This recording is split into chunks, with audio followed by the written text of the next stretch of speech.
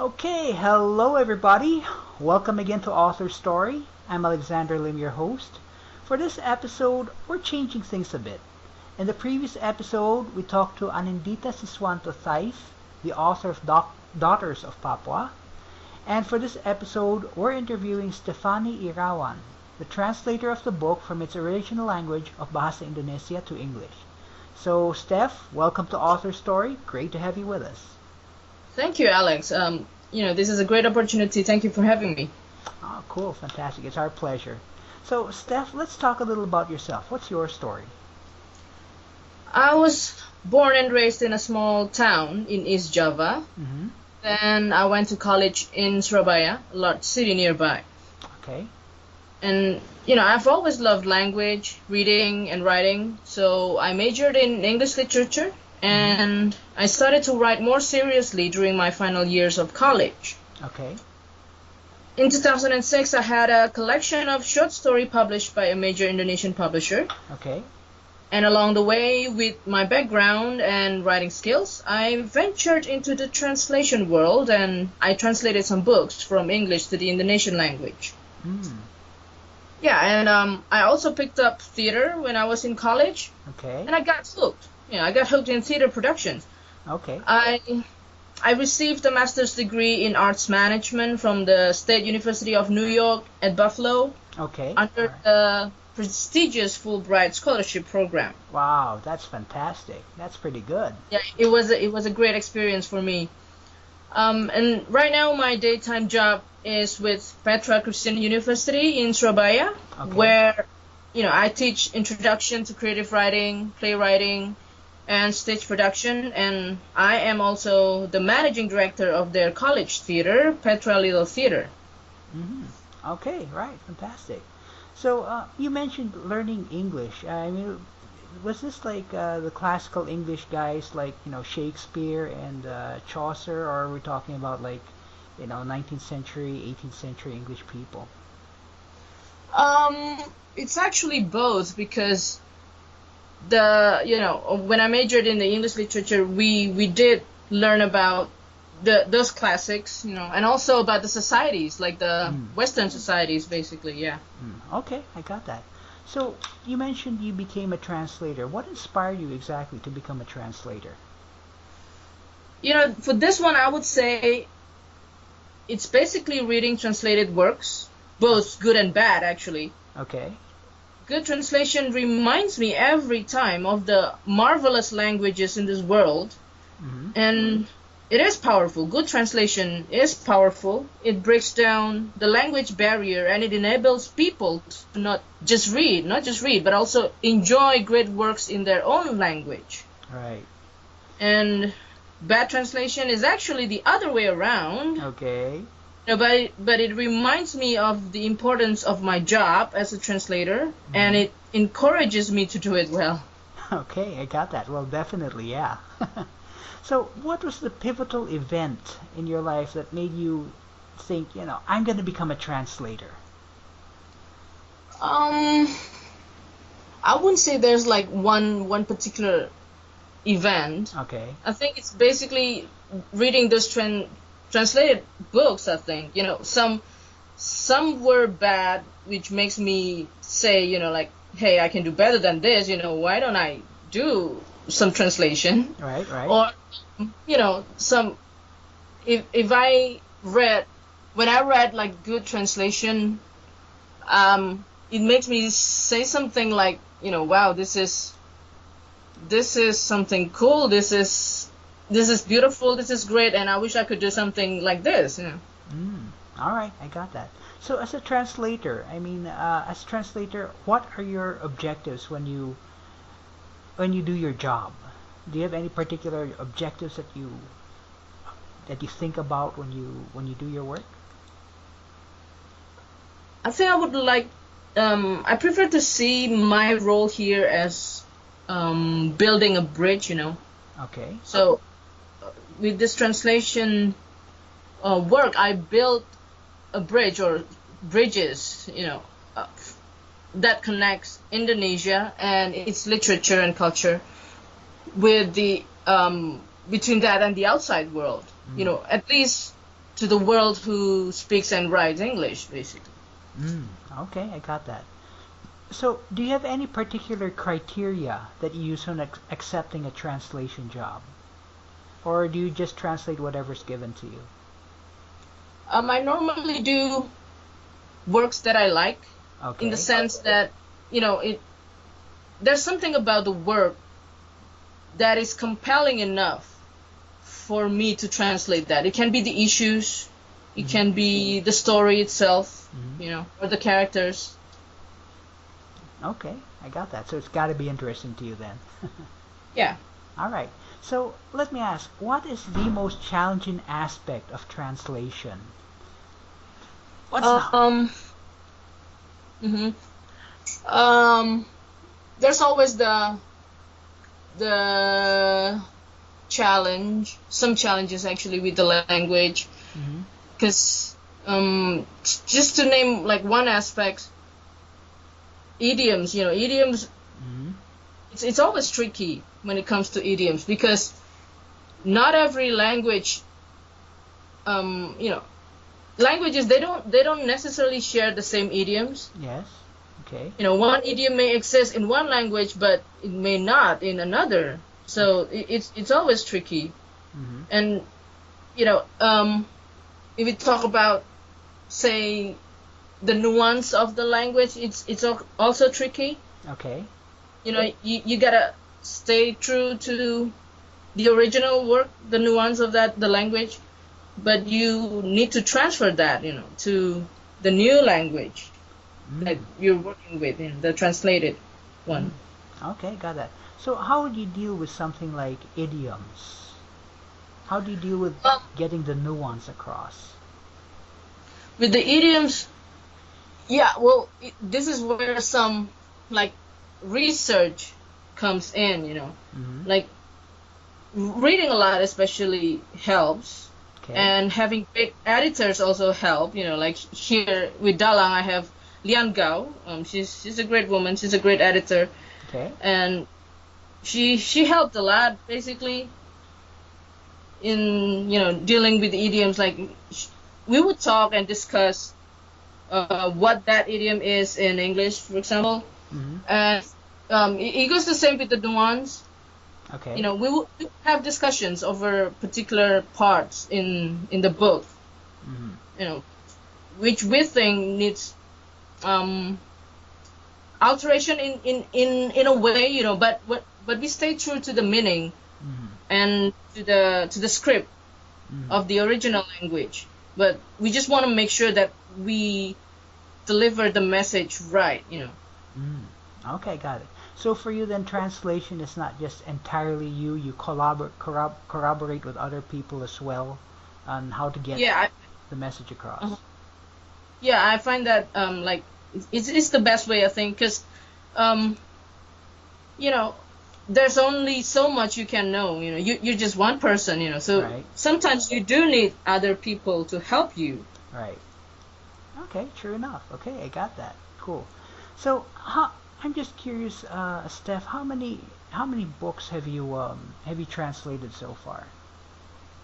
I translated some Shakespeare. Okay. But it was some of them were the manga version, the comic books version of it. Okay. And I translated a book from a Japanese writer once, and the latest that I of course I work with Dalang. Okay. I work on 2 books with them, right. But I also did a translation from the English to Indonesian language, right? So one that I can remember right now is I translated The Phantom of the Opera. Okay. Yeah. So I don't know. Probably like I did around 5 to 7, I think. Okay, all right. So that's a sizable body of work right there. Yeah, I hope it will grow. Yeah. Okay, among all those 5 to 7 works that you have translated, because here in AuthorStory we talk about authors who go on a journey sometimes when they write books, write works out. Among any of those 5 to 7 works that you've done, Was there any particular one of them where you underwent a certain journey, had some realizations that really stands out in your mind? Yes, of course. With I would not go into like other works here because Yeah, of course. But or maybe just briefly with the Phantom of the Opera. Okay. The book really is bigger than the other form like the musicals that we know probably. Okay. Because the book is so rich in the descriptions of the settings. Okay. Of Paris at that time. That was marvelous. Yeah. And also, the book, it sympathizes with the Phantom actually, like this opera goes, which I don't think the musical did justice to that. So that's one that I realized when I was working on the book. And when it comes to Daughter of Papua, I think this work, it reminds me how hard and real the struggle is for people of Papua, especially the women. Right. In facing the hardship in their lives and the violence that they have to endure. Right. And all that. It becomes so real when I worked on this book. I see. Okay, so I guess we can say then that you do identify with the issues that are raised in Daughters of Papua. Yeah, absolutely, yes.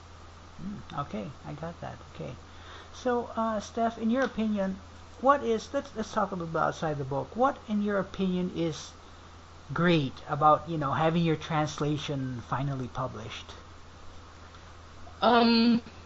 Alex, it always feels good to have my work recognized. That's one thing. Yeah. But I think this goes beyond that. This is about bringing some works of Indonesian literature to the world. It is about finding new readership for it. Right. So, to some extent, this is an act of cultural diplomacy. And okay. As a translator, I'm more than happy to play my part. Okay, I got that. So, I mean, speaking as a translator, then, would you say, being a diplomatic ambassador for the culture that you translate, would you say that is mainly the main value of your work to the world? That is one of the strongest values, I think. Yeah, because good, like I said, good translation is powerful. It breaks down the language barriers and it makes you not just read but also enjoy the great works. Right. Okay, I got that. So I understand that you have a book of your own. Am I correct? I mean, I do. You have written a book of your own. Okay, I got that. So what in your experience is harder, writing your own book, translating others' work, or translating your own book? I don't know. I think it's harder to translate or to work on mine because hey, it's mine. Like I mean, the first person that I must please is myself. It's sometimes it's pretty hard. Okay. When I work on someone else's book, it's clear to me that this is someone else's work. Like I can't mess with it. Like I need to stay faithful to the original work. Okay. So somehow it's easier sometimes. Okay, all right. So where in particular do the challenges come in with regards to that? I mean, what what makes it so challenging? What, writing my own book? Yeah, translating your own book, because you mentioned that's what's particularly challenging. Yeah. Well, sometimes when I write, like I said, first of all, I have myself to please. Okay. Sometimes when I write, after like a few pages, and then I put it aside and I read it again, and I found out that, wait a minute, what is this? Like I don't like where this is going, and I could just start all over again, like blank document. Okay, let me just type a different angle to this or something like that. Right.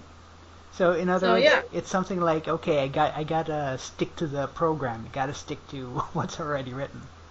Well, not necessarily. If I don't like it, I can just discard that, and start anew, and that can happen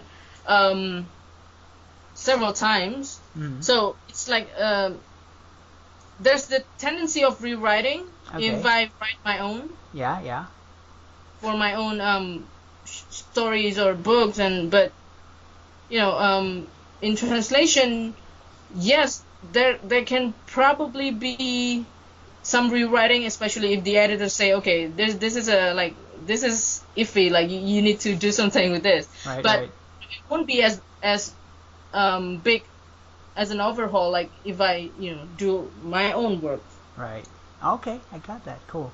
So let's say someone 1,000 years from now, found one of the books that you translated, whatever it is, from English to Bahasa or Bahasa to English or whatever, and then they read it.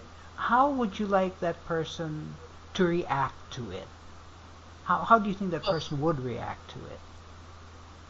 First of all, I would hope that they would say, okay, this is a good translation. Okay. All right, definitely, yeah.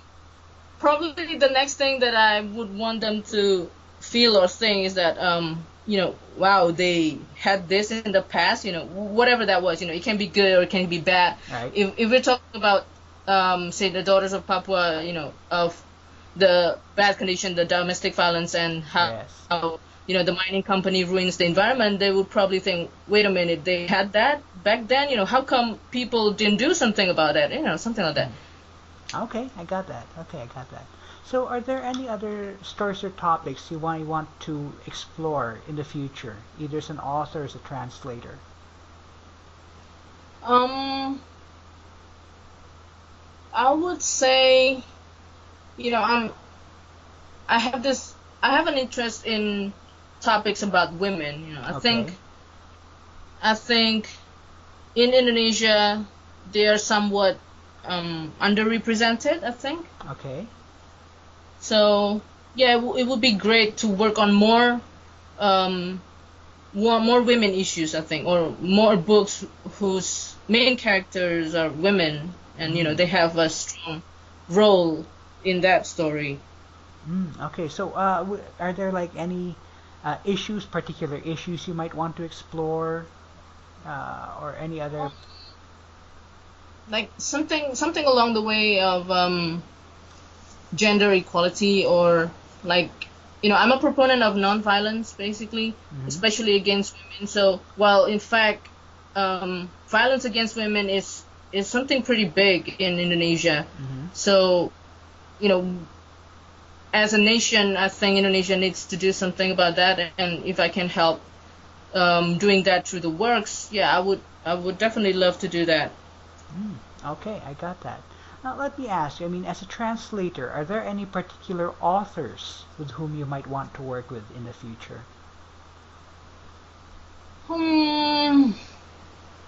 Particular authors. I like one of the authors that I like is an Indian author, Jhumpa Lahiri. I'm sure you know her, or you don't. I don't know.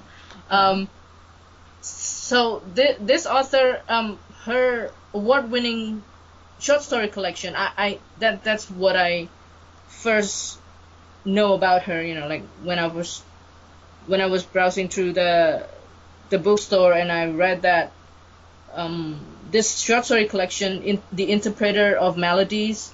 Okay. And I read that book, and it's a wonderful book. Reading that short story collection alone, I think I would love to work with her somehow. But that would be like the translating from the English to the Indonesian, because that woman, she writes in English and she writes well, I think. Okay, I got that. Okay, well, here's to hoping you do get to work with her.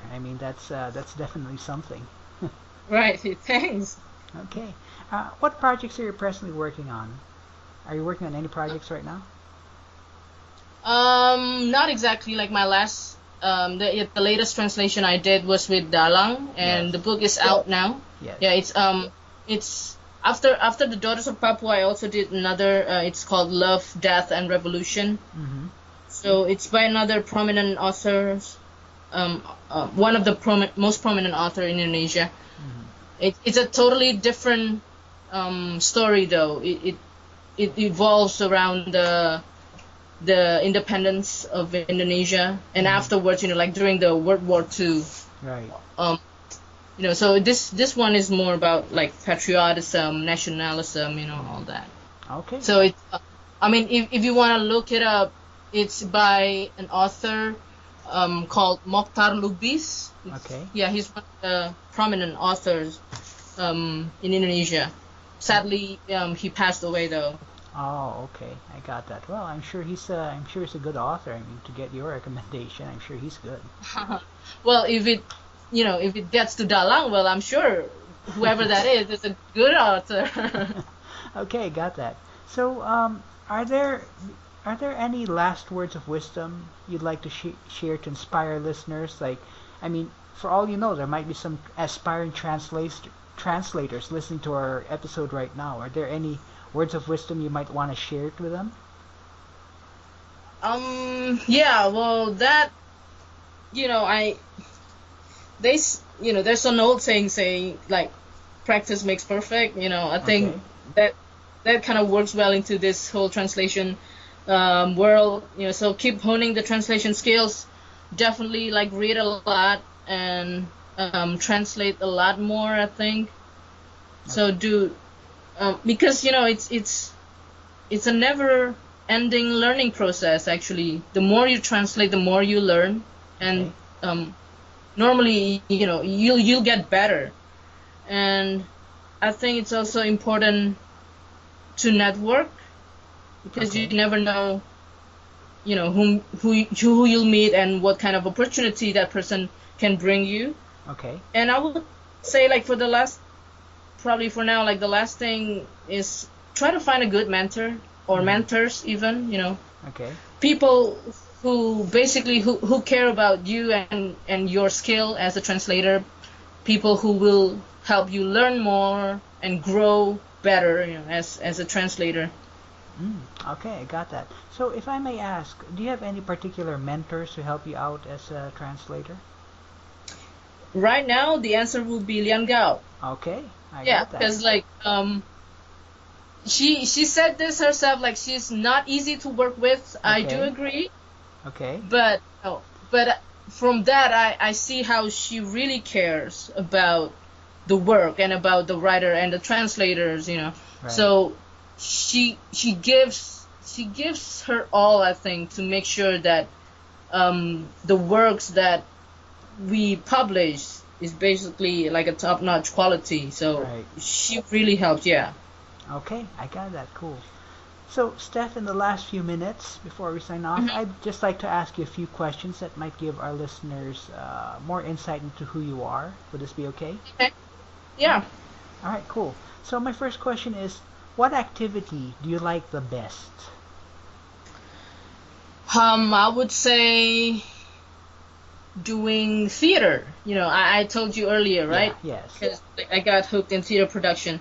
So normally I would, I don't necessarily act though. Like I'm more of a director. Okay. Or I take care also the business side of it. Okay. So, but doing a theater production, it always feels great for me. Yeah. Okay. So my second question is the inverse of that. What activity do you like the least? Do I like the least? I don't know. I also teach, right?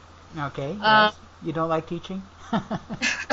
Well, it's not the teaching that bothers me sometimes, but it's like I know this is part of the job, but sometimes you just have students who just don't do the work at all, and it's very hard to get through to them. That's probably what I like least from my job. But overall, like in the end, I know that's what I need to do. To make them learn something at least. Okay, I got that. So my last question is, what experience or profession or activity which you have not yet experienced or done before would you like to experience or do at some point in the future? You know what? That would bring me back to theater, because my dream is one day, I would own this theater company in Indonesia. Okay. Yeah, a theater company which produces works, meaningful works that can start meaningful conversations about Indonesia. So, works that voice the nation, I would say, in such a way that Indonesians can relate to that, but it's also palatable for the international audience. That's my wildest dream, perhaps. All right, cool, fantastic. Well, I'm sure that's a dream worth chasing. Thank you, Alex. Thank you. Okay, cool. So, in closing, we have been speaking with translator Stefanny Irawan. You can get in touch with her through dalangpublishing.com. So, Steph, thank you very much for your time. Thank you very much for being an author story. I must say, it's very interesting, very instructive. You're our first translator guest, and you've given us an insight into what it's like to be a translator. Well, you know what? You don't get to thank me. Like, I thank you. This is a very great opportunity, and I'm really glad. I had this chance. Okay, cool. Well, you're very welcome. And we'll be back next time on Author Story with another inspiring author.